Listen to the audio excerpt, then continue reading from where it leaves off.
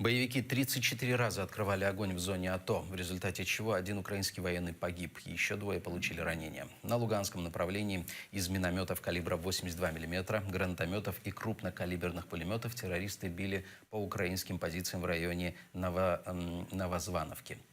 Опорные пункты вблизи станицы Луганской обстреливали из БМП и гранатометов. Из вооружения БТР и автоматических гранатометов били у Новоалександровки. На Донецькому напрямку вогнем мінометів калібру 120 та 82 мм, гранатометів різних систем та великокаліберних кулеметів противник накривав позиції наших військ у районі Троїцького. По захисниках Авдіївки ворог гатив зі 120-мм мінометів, протитанкових гранатометів та кулеметів великих калібрів. По оборонцях Пісків, Луганського та Новоселівки 2 вів вогонь з мінометів калібру 82 мм та гранатометів.